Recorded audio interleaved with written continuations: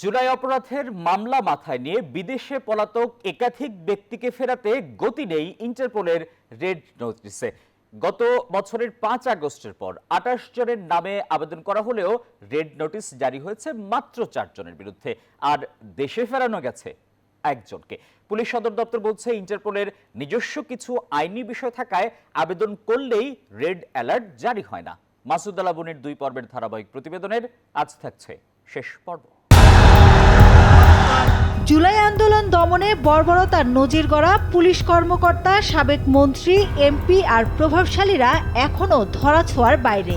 আওয়ামী লীগ সরকার পতনের পর পলাতক 28 জনকে ফেরাতে ইন্টারপোলের রেড নোটিশ জারির জন্য আবেদন করেছে বাংলাদেশ পুলিশের ন্যাশনাল সেন্ট্রাল ব্যুরো এনসিবি। যদিও গেল 1 বছরে সাবেক আইজিপি বেনজির আহমেদ, আরিফ সরকার, মহসিন মিয়া ও আওলাদ হোসেনের বিরুদ্ধে রেড নোটিশ জারি করেছে ইন্টারপোল।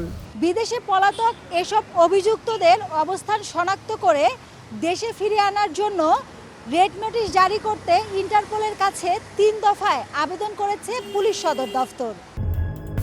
সেই হিসেবে ইন্টারপোলে জারির জন্য এখনও ঝুলে আছে 24 জনের নোটিশ। তাদের মধ্যে সাবেক প্রধানমন্ত্রী শেখ হাসিনা, তার মেয়ে সাইমা ওয়াজেদ, ছেলে সজীব ওয়াজেদ জয়ের নামও আছে। এছাড়া সাবেক সেতুমন্ত্রী ওবায়দুল কাদের, আসাদুজ্জামান খান কামাল, আকম মোজাম্মেল হক, ডক্টর হাসান মাহমুদ, জাহাঙ্গীর কবির নানক এবং মহিবুল হাসান চৌধুরীর নামও রয়েছে আবেদনের তালিকায়। আরও আছে শেখ ফজলেনুর তাপস, মেজর জেনারেল অবসরপ্রাপ্ত তারিক আহমেদ সিদ্দিক, নসরুল হামিদ এবং মোহাম্মদ আলী আরাফাতের নামও। রেড নোটিশ জারি না হওয়াদের মধ্যে বেশিরভাগই জুলাই গণঅভ্যুত্থানে মানবতাবিরোধী অপরাধে অভিযুক্ত। রেড নোটিশ জারির আবেদন করলেও সাড়া মিলছে না ইন্টারপোলের, বলছে পুলিশ সদর দফতর। রেড নোটিশ জন্য আবেদন করা হয়েছে, কিন্তু এটা বিষয়টা হচ্ছে টোটালি হচ্ছে ইন্টারপোলের এখতিয়ার। আমরা হয়তো আবেদন করি, আমাদের দিক থেকে আন্তরিকতার কোনো ঘাটতি নেই, কারণ এটা একটা রেগুলার প্রসেস। ইন্টারপোলের আইনি দিক বিবেচনা করে সংশ্লিষ্ট দেশের কাছে তথ্য উপাত্ত নিয়ে আলোচনার পরামর্শ বিশেষজ্ঞদের। যে অভিযোগে তারা অভিযুক্ত, যে অপরাধ তারা করেছে, এর প্রেক্ষাপটগুলো যদি তারা যে এই অভিযুক্তরা যে দেশে আছে সেই সরকারের কাছে যদি যথাযথভাবে বা প্রপার চ্যানেলে যদি উপস্থাপন করতে পারে, তখন সেই সম্ভাবনাটা অপেক্ষাকৃত বেশি।